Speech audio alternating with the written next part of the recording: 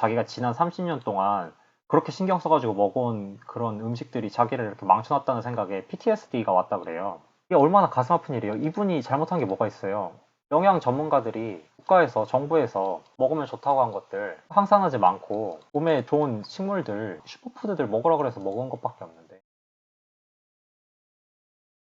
오늘은 지난 시간에 제가 위험천만하다고 경고를 드렸던, 왜 위험한지 알아봤더니 옥살선염이 도대체 어디에 있는지, 그리고 그 전에 잠깐 이 옥살선염, 과거에는 옥살선염 신경도 안 썼던 것 같은데 옥살선염이라는 게 뭔지 모르고서도 잘 살았었는데, 우리 부모님 세대 옥살선염이 뭔지 뭐 아무도 관심도 없었는데, 그런데도 그냥 그럭저럭 잘 살아왔는데, 이게 왜 지금에서 현대 사회에서 특히나 문제가 되고 있는지, 어쩌다가 더 위험을 해졌는지, 이거를 이해를 하고 넘어가도록 할게요. 아, 우리가 가장 먼저 살펴봐야 될 게 바로 이 부분이에요. 이게 그 셀리 노턴이라고 지금 현재 옥설산염 분야에서 가장 권위 있는 연구자예요. 그쪽에서 가장 활동적으로 이제 연구도 하고 리서치도 하고 그다음에 환자들을 돌보고 있는 그런 사람인데, 이 사람이 쓴 대표적인 논문이에요. The Seasonality and Overconsumption of Plants Risking Oxalate Toxicity라고. 이 논문에서 셀리 노턴은 우리 현대 사회의 식품에 대한 잃어버린 계절성, 그리고 잃어버린 지역성, 그다음에 잘못된 건강식과 슈퍼푸드에 대한 지침, 이 가이드라인들, 그리고 우리 다른 현대 사회의 다른 요인들로 인해서 몰락하고 있는 신장과 장 건강에 의해서 우리가 지금 얼마나 옥살산염 중독에 취약해져 있는지를 통렬하게 꼬집고 있어요. 쉽게 말해서 이게 현대 사회에서 옥살산염이 특히나 과거에 비해 특히나 더 위험해진 이유를 딱 정리를 하면 이렇게 이제 얘기를 할 수가 있는 건데, 이거를 조금 더 조금씩만 더 자세하게 풀어가지고 짚고 넘어갈 거예요. 근데 그 전에 이제 뭐 약간 리캡하는 느낌으로, 지난 시간을 살짝 돌아보는 느낌으로 이거를 하나 알고 가죠. 질병의 원인, 우리가 그냥 가지고 있는, 우리가 사람이 가질 수 있는 모든 질병의 원인이 그 뿌리가 어디에 있는지를 봤을 때 가장 크게 보면, 가장 루스하게 보면 질병은 바로 중독과 결핍 둘 중 하나가 있거나 둘 다 있거나, 중독이랑 결핍이 바로 질병이라는 말이에요. 여기서 말하는 중독은 우리가 알고 있는 그런 모든 독소들, 뭐 카드뮴이나 비소 같은 중금속이 되었든, 아니면 무슨 독버섯이나 농약이 되었든, 곰팡이 독소가 되었든, 그런 모든 독소들, 이런 게 이제 몸에 지나치게 쌓인다든지, 아니면 무언가 결핍, 영양소가 비타민이 결핍이 되든지, 미네랄이 결핍이 되든지, 무기질이 결핍이 되든지, 혹은 하다못해 단백질이 결핍이 되어도, 정말 많은 분들이 단백질 결핍 상태인데, 단백질 같은 그런 우리가 쉽게 먹을 수 있는 음식들이 결핍이 되어도 우리는 이런 질병의 상태에 올 수 있단 말이에요. 그러면 옥설산염이 여기서 무슨 역할을 하느냐, 옥설산염이 여기 어떻게 끼어 있느냐를 보면 바로 이렇죠. 옥설산염은 중독과 결핍 양쪽 모두에 관여를 하고 있어요. 제가 지난 시간에 자세하게 설명을 드렸지만, 옥설산염은 그 자체로 우리 세포 수준에서 굉장한 독성을 가져가지고 독소로서도 작용을 하지만, 또 동시에 우리 몸에 있는 미네랄들과 모든 전해질들을 다 자기가 바인드 해가지고 배출이 되기 때문에, 우리 몸에 있는 모든 그런 미네랄 무기질들을 다 훔쳐가기 때문에 결핍을 또 일으키는, 또 중독과 결핍을 동시에 일으키는 그런 존재란 말이에요. 이 사실을 이제 우리 머릿속에 잘 입력을 하고 다음으로 넘어갈 건데요. 다음에 이제 퀴즈가 있어요. 문제가 하나 있어요, 문제. 자, 다음 중 우리가 먹을 수 있었던 음식은 뭐가 있을까요? 첫 화면에 나왔던 것들이잖아요. 이 중에 우리가 먹을 수 있었던 음식이 뭐가 있을까요?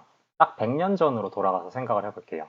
100년 전에 이 중에서 우리가 뭘 먹을 수 있었을까요? 인류의 역사가 수백만 년인데, 보살로피테쿠스부터 생각을 하면 수백만 년이고, 호모사피엔스만 생각을 해도 30만 년인데, 1만 년, 2만 년 돌아가는 것도 아니고 딱 100년 전으로 돌아가서, 100년 전 일제강점기 때죠. 그때로 돌아가서 우리가 이 중에서 뭘 먹을 수 있었을까요? 우리가 평범한 한국인 1이었으면 그린 스무디, 해독 주스? 이 안에 뭐가 들어가는지를 떠나서 이거 먹으려면 뭐 있어야 돼요? 믹서기 있어야 되잖아요. 믹서기 없었죠? 못 먹죠, 이거? 초콜릿 생각도 못 하죠. 미군 들어왔을 때 미군 아저씨들한테 초콜릿 달라고 막 그렇게 하기도 전이잖아요. 초콜릿 당연히 못 먹죠. 시금치 석류 샐러드. 이거는 석류는 우리가 못 먹었겠지만 시금치는 우리가 옛날부터 먹었으니까 이거 먹을 수 있었죠. 견과류. 아니 뭐 여기 도토리는 우리가 조금 먹을 수 있었고 호두도 좀 먹을 수 있었는데, 나머지 캐슈넛, 아몬드 상상도 못하죠. 다 먹을 수가 없었던 음식들이에요. 당연한 얘기지만, 그런데 우리가 이 많은 음식들 이 중에서 근데 이제 우리가 얘네들만 못 먹었느냐? 다 자유롭게 먹고 있잖아요. 지금 나머지들. 근데 우리가 자유롭게 먹는 음식들 중에 얘네만 못 먹었느냐 하면 그렇지가 않잖아요. 다른 게 다음 것들. 우리가 또 이 중에서 뭐 먹을 수 있었냐 이거죠. 아니 케일이랑 아티초크, 샐러리, 비트, 감자, 고구마. 이 감자랑 고구마 물론 지금 100년 전 얘기하고 있었겠지만 딱 200년 전으로만 돌아가도 이 강원도가 뭐 감자국이라고 해가지고 감자가 마치 우리의 무슨 오랜 전통 음식인 것 마냥 생각을 하시는 분들이 있는데 이 감자의 역사 감자 200년밖에 안 돼요. 딱 200년 정도 된 음식이란 말이에요. 200년 전으로만 돌아가도 감자나 고구마나 우리 못 먹었던 음식들이에요. 케일, 아티초코, 샐러리, 비트 뭐 생각할 것도 없죠. 그다음에 각종 베리류 무슨 보이즌베리, 아사이베리, 뭐 블랙베리, 블루베리 당연히 생각도 할 수 없었던 음식이죠. 석류, 무화과, 키위, 올리브 이런 열대 과일들 당연히 쳐다볼 수도 없었던 찾아볼 수도 없었던 그런 음식이죠. 올리브 뭐 우리가 스페인에 사는 것도 아니고 당연히 못 먹죠. 밀, 호밀, 퀴노아, 귀리, 땅콩 이런 곡물이랑 씨앗, 견과류들 먹을 수가 당연히 없었죠. 우리는 무조건 쌀밖에 없었어요. 쌀이랑 보리랑 이런 몇몇 정말 소수의 그런 잡곡들 아니면 콩이랑 안전뱅이 밀을 조금 재배하긴 했지만 사실상 뭐 나라 전체에서 재배했던 것도 아니고 그 지금 먹는 밀이랑 안전뱅이 밀은 그리고 아예 완전 다른 종이죠. 호밀, 퀴노아, 귀리, 땅콩, 큐민, 강황, 후추, 시나몬, 정향 이런 향신료들 먹을 수 있었냐고요.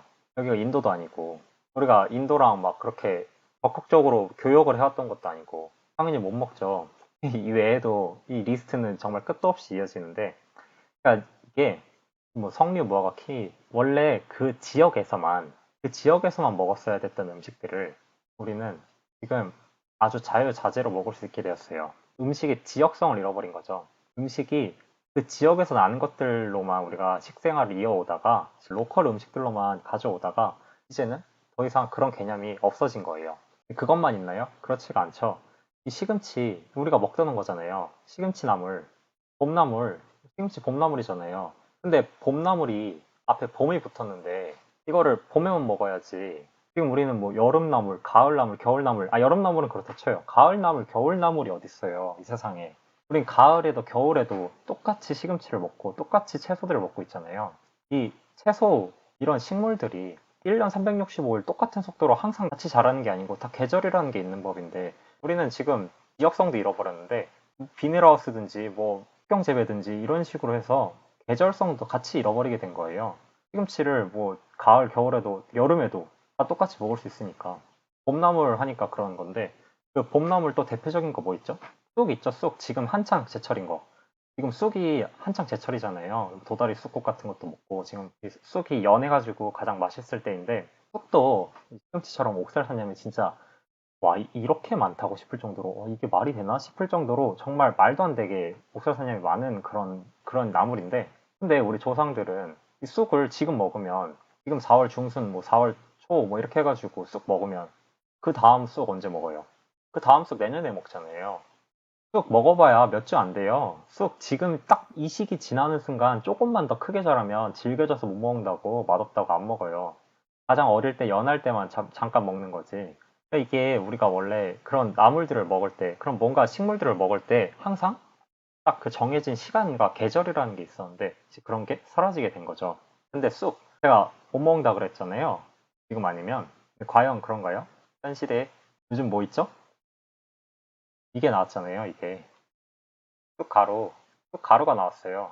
아니 쑥을 지금 아니면 못 먹는다니까. 아니 4월 아니면 쑥 못 먹는다니까 뭐가 나왔어요. 쑥가루가 나왔잖아요. 이제 우리는 뭐 쑥도 그냥 1년 365일 먹을 수가 있는 거예요. 언제든지 먹고 싶으면 그냥 아무 때나 다 먹을 수 있어요. 이렇게 인터넷에서 이 쑥가루 주문하면 몇 킬로씩 그렇게 포대로 보내줘요. 이거 가져다가 뭐 떡을 만들든 물에 타서 먹든 뭐 그냥 하고 싶은 대로 다 할 수 있는 거예요. 그런데 이 가루만 나왔나요? 또 가루만 나온 게 아니잖아요. 뭐가 또 같이 나왔죠? 이 친구 믹서기가 같이 나왔잖아요. 믹서기가 출시가 됐잖아요. 아니 집에서 애 키우는데 아이가 엄마 나 브로콜리, 당근, 케일 맛없어서 못 먹겠어. 맛없어서 못 먹겠단 말이야 하고 반찬 투정 막 부리니까 브로콜리, 케일, 당근 못 먹겠다고 엄마가 뭐라 그랬어요? 그래 그 나도 못 먹겠어. 그래 우리 이거 믹서기를 하나씩 사자 해가지고 집집마다 믹서기를 하나씩 다 드렸잖아요. 엄마도 못 먹겠으니까, 엄마도 맛없으니까. 믹서기 들여서 어떻게 했어요? 그 브로콜리, 케일, 당근 다 집어넣고 맛없으니까 거기다가 과일이랑 사과랑 바나나랑 꿀이랑 시럽이랑 뭐 이런 거 다 집어넣어가지고 막 칵테일을 만들어가지고 뭐 온갖 거 다 집어넣어서 향신료 넣고 설탕 집어넣고 해서 괜찮게 해가지고 그냥 물로 만들어서 꿀꺽꿀꺽꿀꺽 들이킨 거잖아요. 몸에 좋으니까.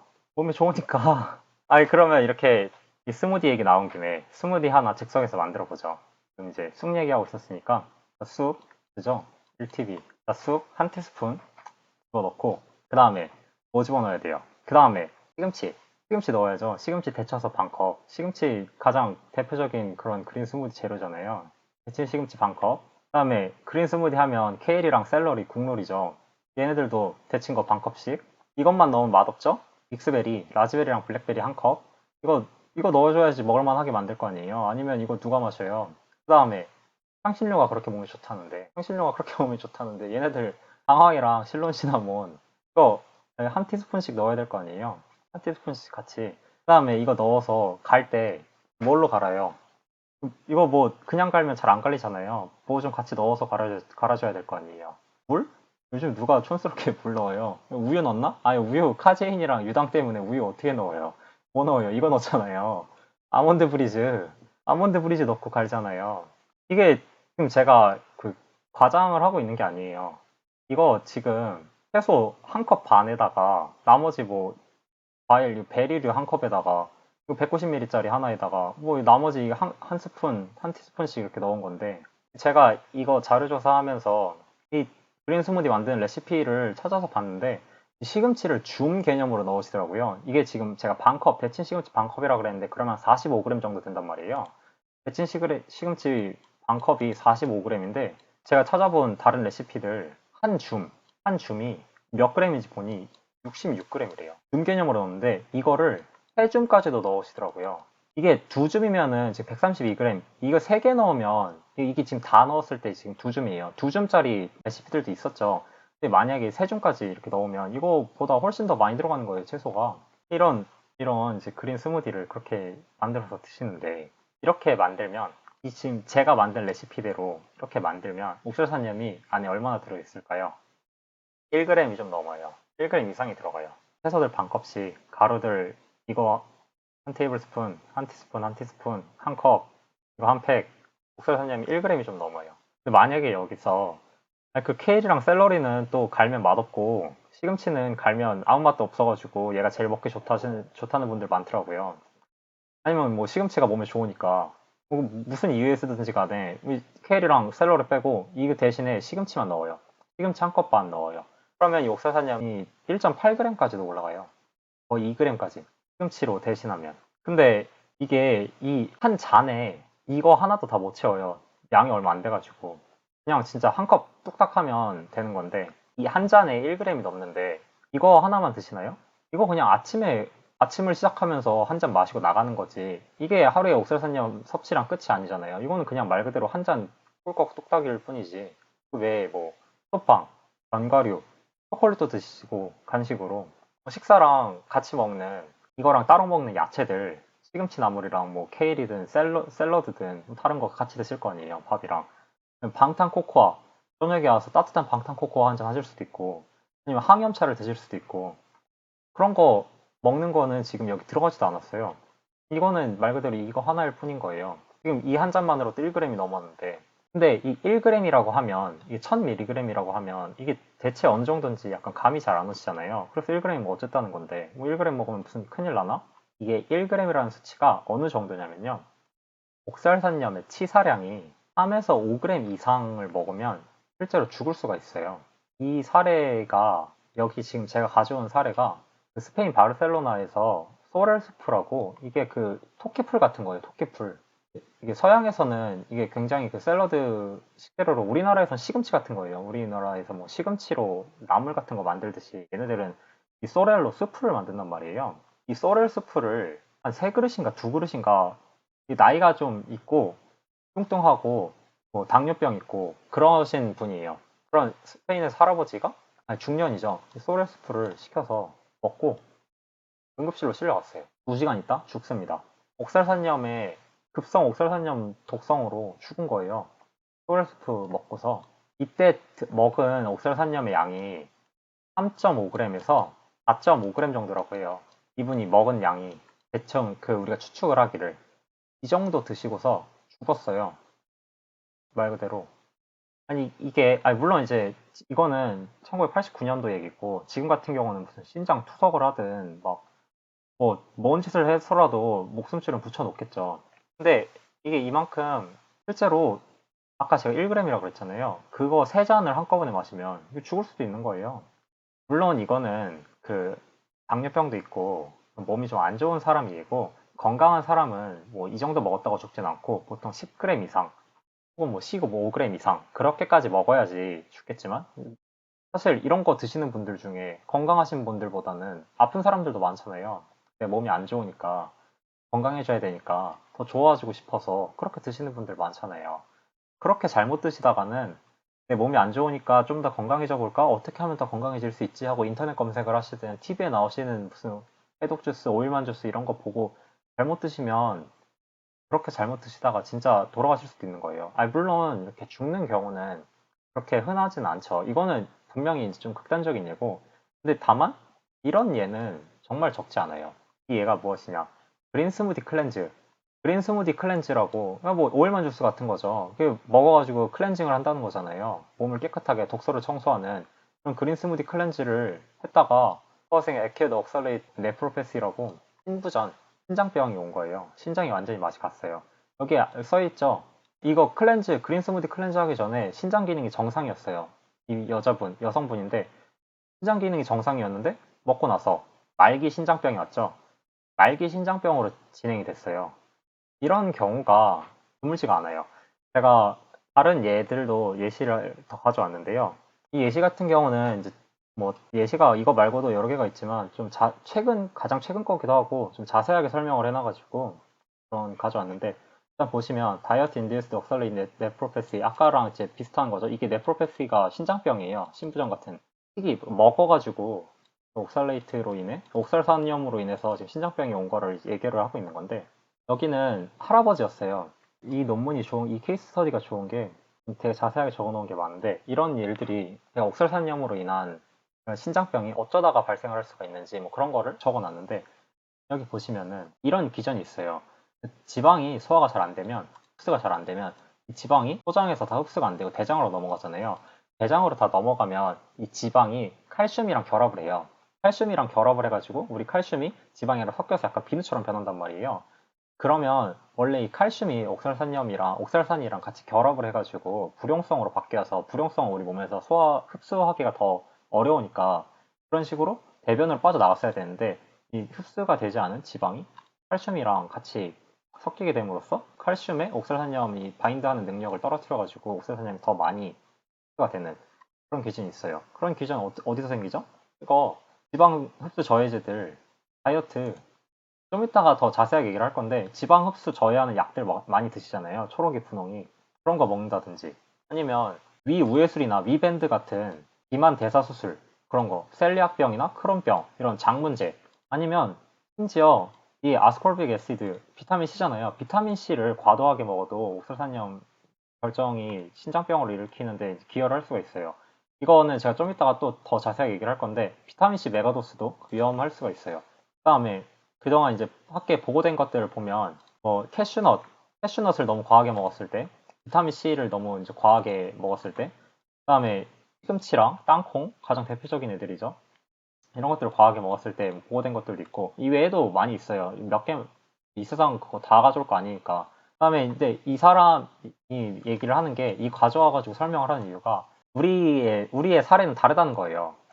우리의 사례는 그러니까 이 위에 보고된 사례들처럼 어느 하나를 딱 먹어서 캐슈넛을 딱 먹어가지고 아니 비타민 C를 딱 먹어서 혹은 시금치를 먹어서 땅콩을 먹어서가 아니고 뭐 하나를 콕 집어가지고 그것 때문에 이렇게 신장병이 걸린 게 아니고 그냥 이분은 헬스 컨시어스하고 안티옥시던트가 많은 그러니까 항산화제가 많고 건강하다고 하는 그런 슈퍼푸드를 많이 먹은 거예요. 자기가 자기 몸을 워낙 잘 챙기고 있으니까 자기 건강을 워낙 신경 쓰시는 분이었어요. 이분은 여기 위에 여기 이제 이게 환자 보호자가 쓴 글이란 말이에요. 여기서는 아들이 썼어요. 이 아들이 쓰기를 자기가 기억하기로 우리 아버지는 언제나 자기 식습관에 대해서 그리고 또 이제 보충제에 대해서 철저하게 생각을 해왔다고.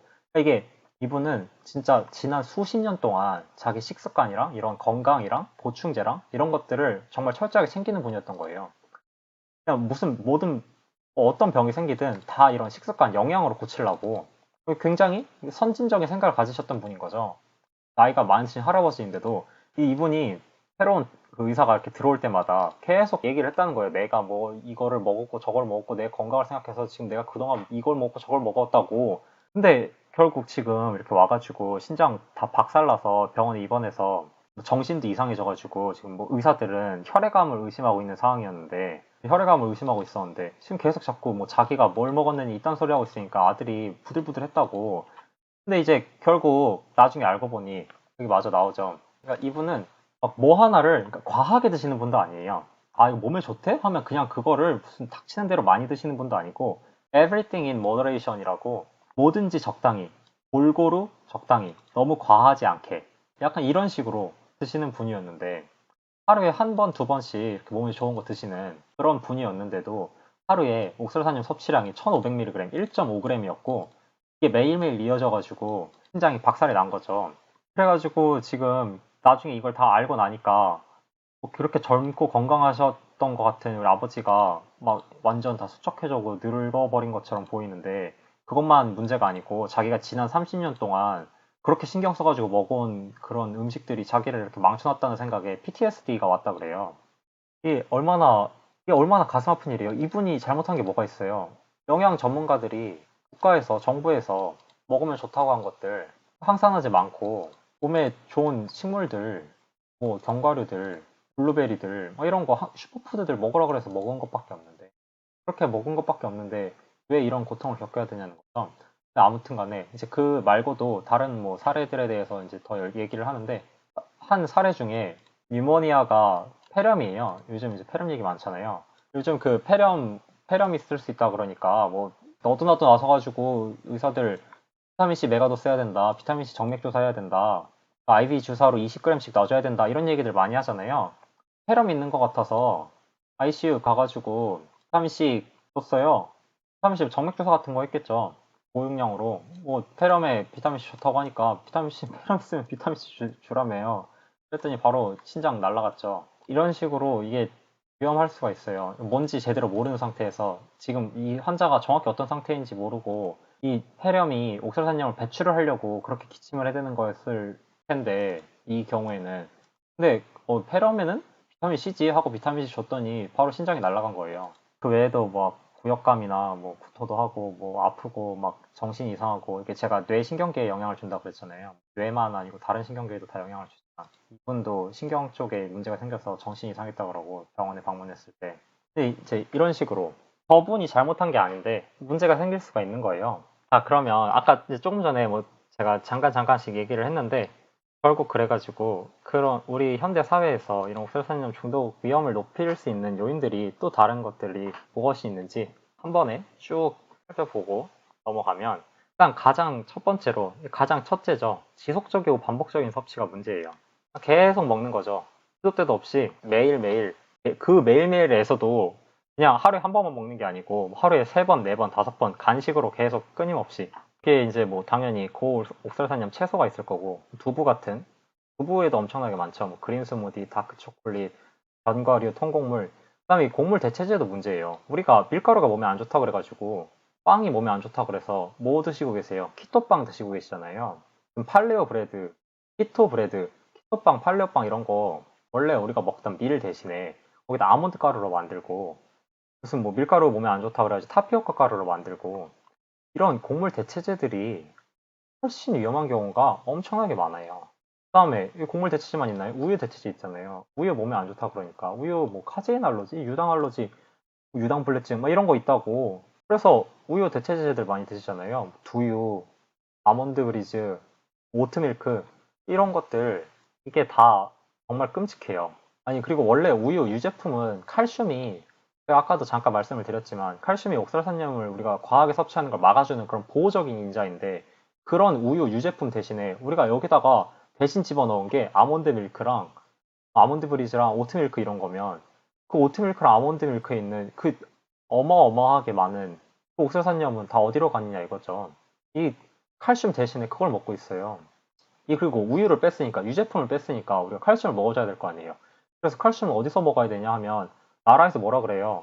시금치에서 먹으라 그러잖아요. 칼슘을 시금치에서 먹으면 시금치에 있는 모든 미네랄은 애초에 다 옥살산염이랑 바인드돼 있어서 하나도 전혀 1mg도 섭취를 못하는 건 둘째치고 거기서 먹을 수 있는 그 옥살산염의 양이 너무 천문학적이라 이건 진짜 미친 짓이에요. 정말 있을 수 없는 말도 안 되는 짓이에요. 그 외에도 과도한 향신료 사용 이것도 있죠. 뭐 우리 몸에 좋다고 인도 사람들은 정작 많이 먹지도 않는 방황이나 큐민이나 뭐 시나몬이나 그 사람들은 아유르베다 의학에서는 약으로 쓰이는 것들을 야 그게 몸에 좋다며 하고 매일매일 무슨 차에다가 타가지고 먹고 한 스푼씩 갈아가지고 그 농축해 놓은 거를 막 아무데나 다 집어넣어가지고 먹는 그런 일이나 그다음에 이제 신장이랑 장 건강이 굉장히 중요한데 신장도 그렇고, 그러니까 이게 결국 대부분의 옥설산염이 신장을 통해서 바깥으로 빠져나가는데, 우리 신장 건강이 좋지 않으면, 신장이 나쁘면 잘 걸러지를 못하겠죠. 그리고 우리가 장에서 옥설산염을 흡수를 하는데, 장이 튼튼한 사람은 옥설산염이 훨씬 덜 흡수해요. 옥설산염을 많이 먹어서 장 건강이 나빠지는 것도 있지만, 애초에 장이 건강했으면 옥설산염을 다른 사람들에 비해 훨씬 덜, 아픈 사람들에 비해 훨씬 덜 흡수한단 말이에요. 근데 이 신장이랑 장 건강이 우리가 옥설산염만 먹어서 나빠지는 게 아니잖아요. 현대사회에서. 이 옥설산염 섭취도 문제지만 다른 거 뭐 많이 드세요? 가공식품, 씨앗기름, 마당, 화학물질, 그다음에 글루텐 프리 여기 안에도 뭐 온갖 화학물질이라 뭐 당연히 이런 아몬드 가루 이런 거 들어갔을 테니까 그거 자체로도 문제고 이 씨앗기름이랑 과당 이런 것들은 진짜 우리 신장이랑 장 건강에 직격탄이에요. 네, 이거 어디든지 다 들어있잖아요. 우리 모든 가공식품 기름 들어가면 다 씨앗기름이고 콩기름이랑 카놀라유 이런 거고. 그다음에 우리 액상과당 음료수 마시면 거기 액상과당 다 들어있잖아요. 그다음에 그냥 매일 너무 자주 먹는 거, 그냥 계속 시도 때도 없이 먹는 거. 현대인들은 잠잘 때 빼고는 계속 먹어요. 이 잦은 간식 그 자체가 신장이랑 또 장이랑 이 건강에 엄청나게 부담이란 말이에요. 그다음에 뭐 기타 독소들 뭐 한두 가지가 아니죠. 현대사회에서 우리가 노출되는 독소들의 양이. 그다음에 이제 그 외에 비스테로이드성 소염 진통제들. 아, 나 감기 걸린 것 같은데, 아니 좀 아픈 것 같은데 이러면 드시는 것들 있잖아요. 뭐 이부프로펜 같은 거. 그냥 우리 약국 가가지고 살 수 있는 이런 소염 진통제들이 신장에 엄청나게 부담이에요. 그다음에 아까 제가 잠깐 말씀드렸던 지방소화 억제제. 이 초록이랑 분홍이 그리고 지금 제가 어젠가 봤는데 다이어트에서 지금 가장 핫한 키워드가 네이버에서 가장 검색 많이 되는 다이어트 보조식품이 시서스 가루예요. 시서스 가루. 시서스 가루가 그 유효 성분이 바로 이 지방 소화 억제제예요. 그러니까 지방 소화 효소를 블락해가지고 효소의 작용을 막아서 우리가 지방 소화를 못하게 만든단 말이에요. 이렇게 만드는 거는 당연히 우리가 지용성 비타민들도 다 소화를 못하게 만들어서 진짜 말도 안 되는 짓거리임과 동시에 이 지방이 소화되지 않고 대장으로 그냥 넘어가가지고 칼슘들이랑 결합을 해서 우리 몸에서 다른 미네랄도 섭취를 못하지만 칼슘이 그렇게 막 남아있으면 다른 미네랄도 같이 흡수가 안 되죠. 근데 칼슘만 흡수가 안 되고 다른 미네랄들이 흡수가 안 되면 당연히 옥설산염을 우리가 아니, 지방 소화 억제제를 그것만 드실 거 아니잖아요. 시서스 가루만 드시겠어요? 시서스 가루랑 다른 케일이랑 시금치랑 같이 드실 거 아니에요. 이거 같이 이걸 섞어가지고 먹으면 진짜 끔찍한 거죠. 그다음에 이제 위 밴드나 비만 대사 수술, 뭐 위 우회술 이런 거 이렇게 하면 이것도 장이 완전히 잘 일을 못 하게 되니까 우리 위에서 소화가 제대로 안 된 상태에서 장으로 넘어가게 되니까 그 흡수율을 높이고 그다음에 우리 장에서 세제처럼 작용하는 유화제 이 아몬드 브리즈랑 코코넛 크림, 뭐 코코넛 밀크 다른 그 우유 대체제들 그다음에 뭐 여기 가공식품 이 유화제 다 들어가 있잖아요. 유화제 이거 장에 있는 점액질들 우리 장을 보호해주는 점액들 다 쓸어버리고 그다음에 우리 요즘 뭐 식물 먹으면 글리포세이트 안 들어가 있는 거 거의 없죠. 유기농으로 드시는 거 아니면 유기농으로 먹어도 글리포세이트 너무 많이 써가지고 비로 내리고 옆집에서 날라오고 옆 밭에서 날라오고 이 제초제 이 글리포세이트도 우리 뱃속에서 그리고 항생제도 이 둘이 장내 세균총을 작살을 내잖아요. 우리 장에는 이 옥살산염을 먹고 사는 그런 세균도 있단 말이에요. 우리 옥살산염을 아예 안 먹고 살았던 게 아니니까 우리가 인류 역사적으로 식물을 아예 안 먹었던 게 전혀 아니니까 원래 우리가 옥설산염을 소량 먹으면 그 옥설산염을 분해해주는 박테리아들이 장내 세균총에서 살아가지고 그게 같이 얘네들이 도와준단 말이에요. 우리가 그걸 흡수하지 않도록. 그런데 우리 항생제, 툭하면 항생제 먹고 맨날 글리포세이트 들어가 있는 그런 곡물이든지 채소든지 먹고 이러면 그 장내 세균총들 옥살로박터가 다 착살이 나서 그다음에 이 외에도 자기는 산화된 형태로 변한단 말이에요. 이 변환된 형태가 그 글라이옥살이라고 옥살산염 전구 물질이에요. 옥살산염 전구 물질이라서 그 글라이옥살이 옥살산염으로 다시 우리 몸속에서 간에서 변환이 될 수가 있단 말이에요. 이 비타민 C의 보통 한 1.5% 정도가 그 옥살산염으로 변환이 된다고 생각이 되는데, 근데 이게 1.5%면 진짜 많은 양이 아니거든요. 생각해 보세요. 우리가 1g, 1000mg을 먹으면 거기서 1.5%면 15mg이잖아요. 그렇게 많은 양이 아니에요. 근데 문제가 비타민 C를 1g만 드시는 분 별로 없잖아요. 2g, 3g 혹은 10g까지 드시는 분들이 있잖아요. 아까 무슨 정맥주사로 20g씩 넣어줘야 된다고 했던 그런 말도 있고, 이게 만약에 10g이면 이게 1.5%면 이게 얼마예요? 150mg이잖아요. 150mg이면 아까 위에서 잠깐 나왔었지만 우리 몸에서 정말 배출은 당연히 하나도 못하고 계속 꾸준히 쌓이는, 근데 너무 많이 쌓이진 않고 딱 그 유지하는 수준인 그런 양이란 말이에요. 이 150mg이. 하루에 영양제만 먹어도 비타민C 메가도스만 해도 그거는 그냥 쉽게 달성을 할 수가 있는 거예요. 이거를 말도 안 되는 양으로 먹으니까 10g을, 이게 진짜 미친 숫자예요. 이거 다들 비타민C 안전하지, 수용성이니까 뭐 다 된다며, 많이 먹어도 안전하다며. 이게 비타민C가 뭐 구리랑 그 기량작용하는 그런 문제도 있고 뭐 다른 문제들도 있지만 이런 것도 절대 무시할 수가 없어요. 이렇게나 많이 먹었을 때는. 우리 몸에서 비타민C가 70mg 이상에서 추가적 이점이 있다는 거는 근거가 거의 없는데, 애초에 우리가 자연에서 비타민C를 그렇게 많이 먹을 수도 없고요.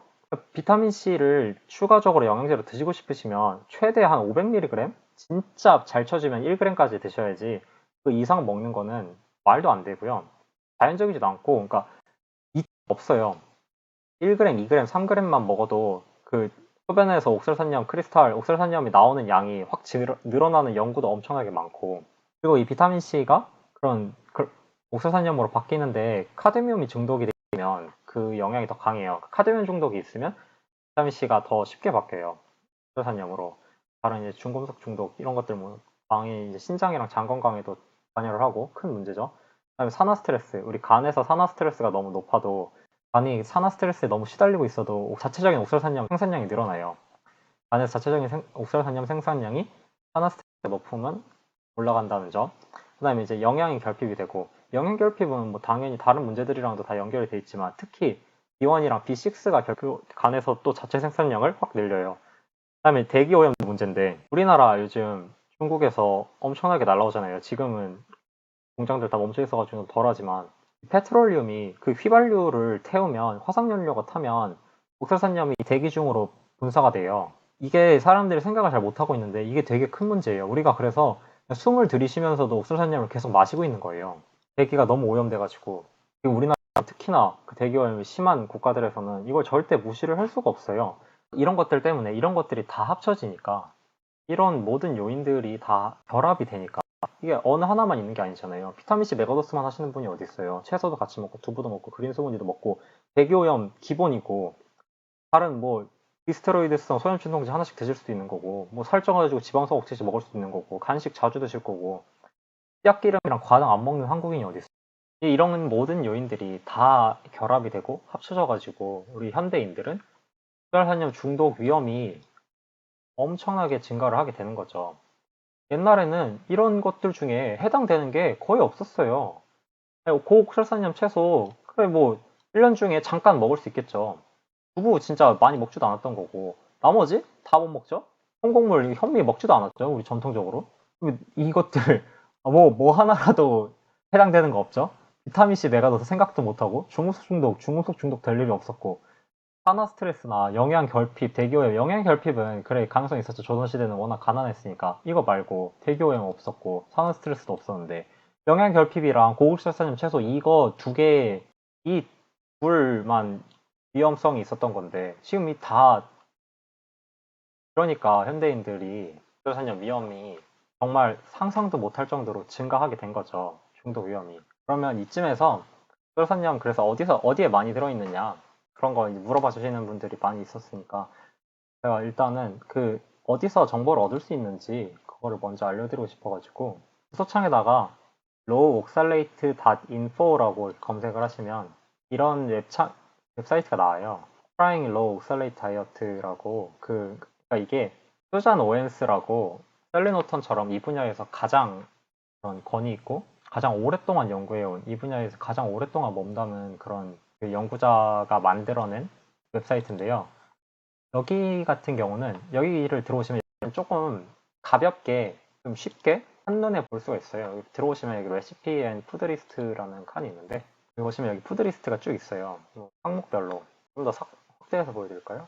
여기 보시면 대열이 유제품, 뭐 음료들, 과일, 곡물, 그다음에 콩이랑 견과류, 고기, 뭐 그 외에 보충제들, 그다음에 이제 야채들 이런 것들을 이제 쭉 나눠주는데 그러니까 한 가지 기억하시면 좋은 게 이 동물성 식품들 유제품이든지 고기든지 동물성 식품은 옥살산염이 없어요. 옥살산염은 식물 독소지 동물이랑은 아무런 관련도 없어요. 그러니까 이게 이런 치즈들 이런 거 당연히 없고 다 없고요. 고기도 없고요. 아, 이거 어떻게 읽는지를 또 말씀을 드려야겠네요. 옥살레이트 양을 이렇게 나타낸 거예요. NEG 이게 네글리지블이라고 아예 없다는 뜻이에요. 베리로는 가장 엄청 낮음, 매우 낮음, 로우는 낮음, M은 이제 모더레이트, 미디엄 같은 식으로 생각을 하시면 되고요. H가 하이, 높다는 거고, DH가 very high, 엄청 높다는 거고. 그다음에 이제 뭐 그 외에 살리실산염 컨텐츠도 뭐 조사가 된 거는 같이 해놨어요. 살리실산염이라고 이것도 식물 독소 중에 하나인데, 그다음에 중간에 있는 거는 뭐 그레인 프리, 카제인 프리 이거 필요한 사람들이 있을 수도 있으니까 그거를 이제 설명을 해놓은 거고 여기 스페시픽 카보하이드레이트 다이어트라고 이거는 이제 중요한 건 아니니까 뭐 이렇게 보시면 두유 그다음에 이제 라이스 밀크 캐럽이랑 바닐라 들어간 이게 아마 그냥 라이스 그 백미 자체는 높지가 않은데 캐럽이랑 초콜릿 같은 건데 이 바닐라 이런 것들 때문에 높은 걸 거예요. 뭐 이런 거 보시면 되고 과일 과일은 대체로 안전해요. 과일은 거의 다 애초에 먹히려고 나온 애들이니까 대체로 안전한데 엄청 높은 애들 있어요. 베리류들 블루베리를 제외한 다른 베리류들은 다 높다고. 키위. 키위는 엄청 높은 것만이 문제가 아니고 키위는 옥살산염 결정들이 그 라파이드 침상 결정으로 있어가지고 키위를 갈아서 먹으면 입을 다 다치실 수가 있어요. 입이 다 상하는 그런 그러니까 키위 드레싱 같은 걸 직접 만들어 먹겠다고 키위를 믹서기에 갈아서 먹다가 입이 그냥 다 제가 저번에 그 디펜바키아 수액 집 한 방울 입안에 떨어뜨렸다가 바로 뱉었는데 입안 작살난 거 보여드렸었잖아요. 피해도 그 정도까지는 아니어도 그런 일이 벌어질 수 있다는 거. 믹서기가 아까 제가 설명을 안 드렸는데 또 문제가 믹서기에 갈면 욕설산염들이 다 우리 생체 이용 가능하게 전부 다 쏟아져 나와요. 좀 이따 더 마저 얘기를 하고요. 오렌지 필. 오렌지 자체는 그 대체로 낮은 편인데 오렌지 그 껍질들, 레몬 껍질들 이런 껍질은 다 높고요. 파파야는 뭐 여기는 높다고 나오지만 높다고 하기도 하고 안 높다고 하기도 하고 해서 일반적으로는 높지 않다고 보는데 특정하게 높은 그런 과일들이 있는 것 같아요. 여기는 이제 낮은 것도 있고 높은 것도 있으면 그냥 높다고 써놔야지 더 편하니까 그렇게 여기는 좀 이렇게 단순한 웹사이트라서 그렇게 해놓은 것 같고요. 암도 꽤 높고요. 우리가 먹는 것 중에는 레스베리, 푼딸기랑 뭐 이런 그런 라즈베리죠. 라즈베리가 스타우르츠는 사실 그렇게 먹을 일이 잦은 건 아니니까. 근데 뭐 이렇게 쭉 있는데 이거를 다른 어떤 분이 제 블로그에다가 그 번역을 해달라고 보내주신 사진이 있어요. 그런데 옥설산염을 어디에 많이 들어있는지 이 닥터 조커라는 분이 한번 그냥 보기 쉽게 딱 정리를 해놓으신 것 같더라고요. 이거를 좀 번역을 해달라고 하셔서. 근데 제가 보니까 대체적으로 진짜 좋은 리스트인 것 같아요. 그래서 차라리 이거를 알려드리는 게 더 나을 것 같아가지고.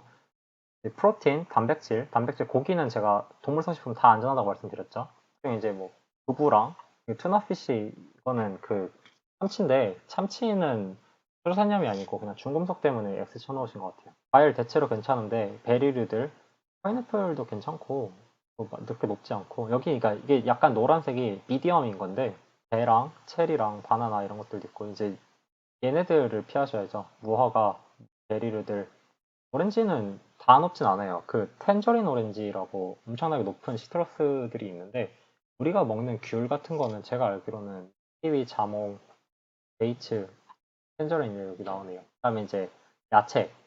여기 보시면 일단 야채들 중에서 십자가는 대체로 낮은 편이에요. 흡사한 채소가 높다고 생각하시는 분들이 되게 많은데 뭐 브로콜리든 케일이든 얘네들은 옥설산염이 문제가 아니고 다른 게 문제인 거지 옥설산염 자체는 그렇게 높지 않아요.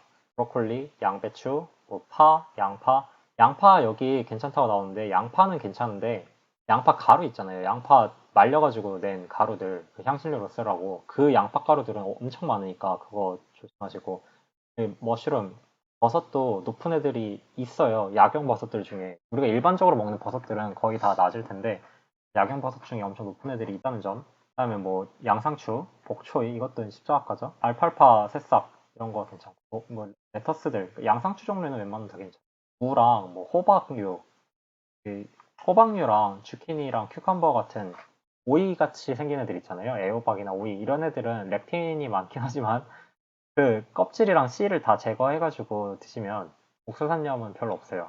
그 껍질이랑 씨만 잘 빼서 드시면 괜찮고 워터 체스트넛이라고 이게 물밤인데 물밤도 그렇고 우리가 그냥 밤 있잖아요. 그 밤도 옥수수산염 엄청 낮아요.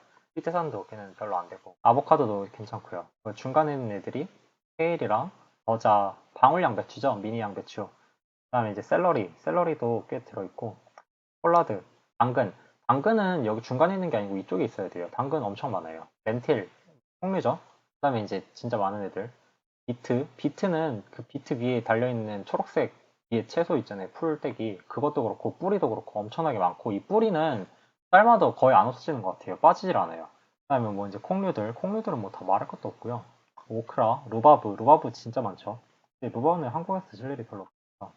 시금치 가장 많은 식물 중에 하나죠. 이 중에서 이게 다 높다고 전부 다 높은 게 아니고 이 중에서도 진짜 다른 애들 다 이 발 밑에 깔아버리는 그리고 자기는 혼자 한 이쯤에 있는 현상계 있는 애들이 있어요. 그 중에 하나가 시금치고요. 루바브랑 허닙, 순무, 얌도 엄청나게 토마토 소스 이게 토마토 자체는 그렇게 높지 않은데 토마토를 퓨레로 만들고 소스로 만들면 생각보다 꽤 높아요.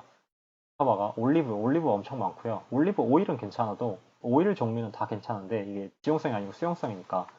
근데 이제 올리브에는 옥사사님 엄청나게 많고요. 그다음에 이제 뭐 흰 샐러리라고 하는데 익히면 수분이 빠져서 양이 더 증가하기도 하니까요. 그다음에 뭐 아스파라거스는 여기 한 이쯤에 있어야 될 것 같긴 한데 아스파라거스는 중간쯤이에요.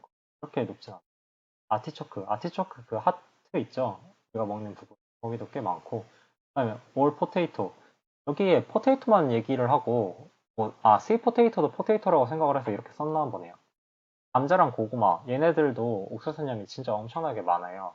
드실 거면은 진짜 잘게 잘라가지고 제가 항상 말씀드리듯이 껍질 다 벗겨서 잘게 잘라서 정말 오랫동안 삶아서 드셔야 되고 그다음에 다 이제 매시해가지고 드셔야 되고 근데 탄수화물 드실 거면 차라리 밥 드시는 게 더 좋죠. 많아요. 진짜 많아요. 그다음에 이제 뭐 향신료들 허브랑 뭐 이런 마늘, 레몬 주스, 레몬 익스트랙트. 여기 익스트랙트, 그러니까 추출한 것들이란 표현들이 나오는데 여기 보시면 커큐민 보충제나 이렇게 크리스탈라이즈드 진저, 뭐 시나몬 추출물 막 이런 것들은 낮다고 하는데 이게 그러니까 옥설산염 말고 다른 것들만 뽑아낸 것들이에요. 이 추출한 애들, 그러니까 보충제로 나오는 애들. 이런 거는 그래서 원래 시나몬이랑 커큐민이 강황에서 나오는 거잖아요. 강황이랑 시나몬은 엄청나게 진짜 옥설사님이 대단하게 많은 애들인데 이렇게 유해 성분만 뽑아낸 애들은 많지 않아요. 코코넛 밀크, 코코넛 종류는 다 괜찮아요. 그다음에 뭐 머스타드, 생강도 괜찮고 그린칠리, 실란트로 여기 고수죠.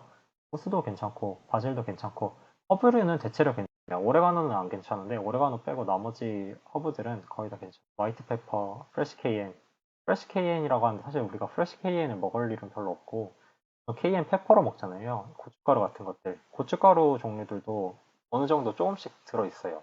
카다몬, 넘맥, 이게 다 하드 스파이스들이죠. 그 인도 향신료 그쪽에서 쓰이는 레몬 껍질, 레몬 필, 파프리카나 뭐 블랙페퍼, 흑후추는 미디엄이 아니고 하이에 있어야죠. 흑후추도 엄청나게 많아요. 그다음에 뭐 할라피뇨랑 세라노, 당황, 크민, 고수씨, 시나몬, 정향, 펜넬씨, 가른 생강, 아니스, 팔각 얘네들 진짜 정말 그 정신을 잃게 만들 정도로 많고요. 정말 엄청나게 많아요. 그래서 얘네들은 워낙 많아가지고 소량만 써도 우리가 먹을 수 있는 양이 되게 많아요. 조심해야 돼요. 그다음에 뭐 여기 견과류랑 씨앗들, 뭐 여기 플렉스 아마씨죠. 아마씨는 괜찮다고 하는데 딱히 그렇지도 않은 게 이제 아마씨는 옥사산염은 없어도 화이트 에스트로겐이 엄청나게 많죠. 어, 그 외에 다른 문제들도 많고 알파 리놀레이크 시드도 많고 아니 펌킨 시드 그 호박씨도 괜찮은 편인 걸로 제가 알아요. 비염이 아니고 아마 로우 쪽에 있어야 되지 않나. 뭐 치아씨, 햄프씨, 그다음에 모든 견과류라고 하는데 여기 외에도 이제 우리가 꼭 하나 알아둬야 될 게 깨 있잖아요. 깨가 진짜 정신 나가게 높아요. 정말 미쳤어요. 깨는 100g에 3,800mg인가 그렇게 들어있거든요. 물론 그 중에 이제 수용성은 많지 않은데 거의 다 불용성이긴 한데 진짜 어마어마하게 많이 들어있으니까 그래서 깨는 진짜 소량만 뿌려 드시든지 특히 거피된 깨로 들깨가루 뭐 이런 식으로 그렇게 드시면 조금 더 낫고요. 깨가 상당하다는 점. 뭐 물론 그렇게 깨를 많이 드시진 원래 그렇게 많이 먹지 않는 거지만 근데 요즘 막 깨도 진짜 많이 드시는 분들이 있잖아요. 왕창 뿌려가지고 고소하다고. 이게 깨는 피트산도 진짜 5%가 피트산이에요. 건 중량에서. 피트산이랑 옥살산염이 정말 이게 말이 되나 싶을 정도로 많기 때문에 깨는 조심. 아, 그리고 옥살산염에 대해서 더 자세하게 알고 싶다. 더 자세하게 알고 싶다 싶으시면 그 Trying No Oxalate라는 페이스북 그룹이 있어요. 여기에 가입을 하세요. 여기에 가입 신청 넣으시고 뭐 이런 유닛들 이렇게 완료하시면 이게 아까 그 로우 옥살레이트 인포 여기 웹사이트 만든 사람이 가지고 있는 운영하고 있는 굉장히 큰 옥살산염 그룹인데요. 여기가 그 가장 최신 옥살산염 관련 정보랑 옥살산염이 어느 식품에 얼마나 들어있는지를 얻을 수 있는 곳이에요.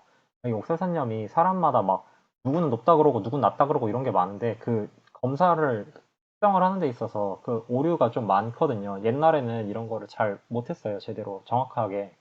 근데 이제 요즘에 그러니까 가장 믿을 만한 그런 정보들을 가지고 있는 곳이 여기라서 여기에 해가지고 그 스프레드शी트 서브그룹에 또 가입을 해가지고 거기서 이제 다운 받을 수가 있어요. 이건데 이 엑셀 파일이 이렇게 있어요. 여기는 진짜 자세하게 나와 있어요. 얼마나 들어있고 대충 서빙으로 그러니까 우리가 먹는 양으로 잡았을 때 어느 정도 들어있는지 좀 더 쉽게 이렇게 볼 수도 있게 그다음에 어디에서 나왔다고 했는지 그다음에 많은 것들은 뭘로 대체하면 좋을지 이런 거를 다 이제 설명을 해줬단 말이에요. 그래서 보시면 지금 제가 보고 있는 건 허브 앤 스페이스 쪽인데 여기는 또 이제 베리 하이 그 위에 익스트림리 하이어라고 매우 높은 위에 하나 더 그걸 만들어 놨어요. 어니언 파우더 있죠.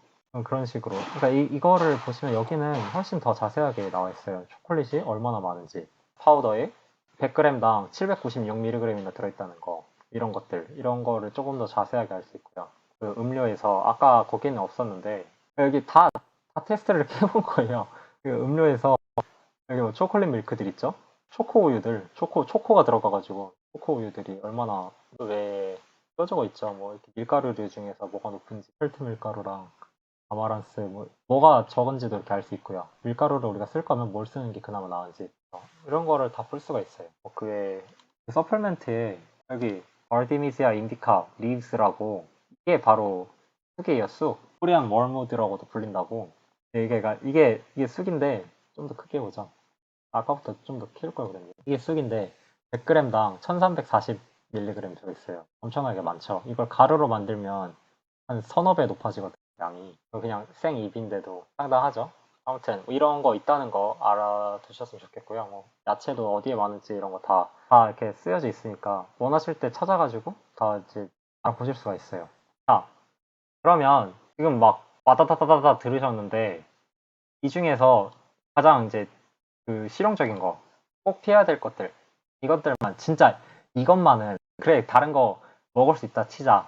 그래도 이것만은 꼭 피해야 된다 하면 얘네들은 꼭 피하셔야 돼요. 이것들. 그래 뭐 다른 것들 그렇다 치고 꼭 피해야 될 게 뭐가 있냐 하면 일단 주스로 만드는 거는 뭐 그게 뭐든지 뭘 주스로 만들든지 간에 다 드시면 안 돼요. 주스는 우리가 설탕도 그렇고 다른 독소들도 그렇고 이거를 원래 우리가 섭취할 수 있는 것보다 훨씬 더 많이 섭취할 수 있게 흩뿌려 놔가지고 우리가 흡수를 더 쉽게 하는 건 당연하고 그거 말고도 아니 솔직히 샐러리 먹으라고 하면 당근 먹으라 그러면 우리가 얼마나 먹어요? 당근 한 뿌리 이렇게 있으면 당근 한 뿌리 이렇게 다 썰어가지고 이거 한 몇 날 며칠 몇 명에서 먹잖아요. 우리가 그냥 하나씩만 먹으면 간식으로 먹으면 아니면 반찬으로 먹으면 이 믹서기에다가 이 당근을 그냥 통째로 넣어가지고 갈아버리면 혼자서 두 개도 먹죠. 이런 식으로 우리가 원래라면 못 먹었을 시금치나물 그냥 조금 몇 젓가락 집어먹고 말았을 거를 몇 줌을 집어넣어가지고 믹서기에 갈아서 들이켜버리니까 이런 말도 안 되는 짓을 가능하게 하는 게 이 주스징이란 말이에요. 믹서기에 갈아버리는 거. 이 주스는 자연적이지도 않고 수율을 높이는 거는 물론이고 말도 안 되는 짓을 가능하게 하니까 무조건 드시면 안 되고요. 그 다음에 이제 야채들 중에는 시금치랑 근대, 아까 근대 얘기는 안 했었죠. 그다음에 쑥이랑 쏘를 얘네들은 압도적으로 많은 애들이 다른 야채들에 비해서 다른 야채들도 많은 애들은 엄청 많은데 얘네는 진짜 믿기지 않을 정도로 걔네들이랑 비교도 못해요. 이것들은 조금만 먹어도 진짜 엄청나게 많이 먹을 수 있어서 이거는 다 피하셔야 되고요. 다른 거 드셔도 좋다는 뜻이 아니고 다른 거는 뭐 드시더라도 조금만 드시면 그래 뭐 조금 그 정도 맨날 맨날 먹고 계속 하루 삼시세끼 먹을 거 아니면 괜찮아요, 진짜. 제가 지금 0g 드셔야 된다고 그런 얘기 하는 게 아니에요. 우리는 이걸 오랫동안, 옥수수님 오랫동안 먹어왔고, 오히려 먹는 게 더 자연스러울 수도 있어요.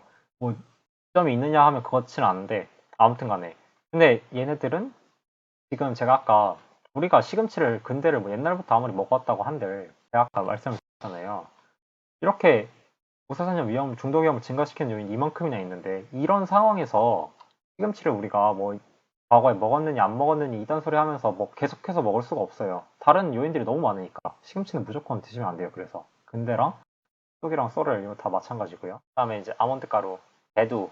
이 아몬드 가루도 아몬드 그냥 먹으면 몇 개 안 드시잖아요, 보통. 아몬드 그리고 먹다 보면 속도 안 좋아요, 당연히. 근데 이걸 아몬드 가루로 만들어서 키토빵을 만들고 거기다가 무슨 감미료를 집어넣고 이런 짓을 하면 막 기름도 더 넣고 해가지고 기름지게 우리가 평소에 아몬드를 통으로 먹어서는 절대 먹을 수 없는 양을 먹을 수가 단 말이에요. 이게 주싱이랑 똑같아요. 가공식품을 만들면 이래서 문제예요.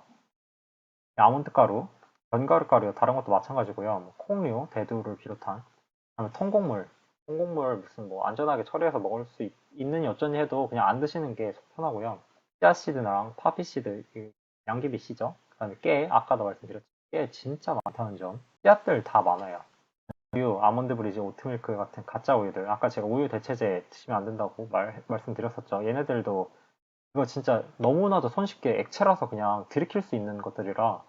그리고 이 두유랑 뭐 이런 것들은 얘네들은 다른 문제도 너무 많아요. 옥살산염만 문제가 아니에요. 제가 지금은 옥살산염에 집중해서 얘기를 드리고 있는 거지만 액틴이니 피트산이니 뭐 실퍼오일에서 저해진이 파이토에스트로겐이니 온갖 그리고 그 외에 무슨 유화제 들어있고 맛있게 하려고 뭐 설탕도 집어넣고 다른 거 화학 물질까지 너무 진짜 끔찍한 이런 원래 아니 우유 아몬드 브리즈 이런 게 어딨어요 이 세상에. 아몬드 가지고 우유를 만드는 게 말이 돼요? 그냥 말도 안 되는 짓거리를 만들어 놓은 가공식품들.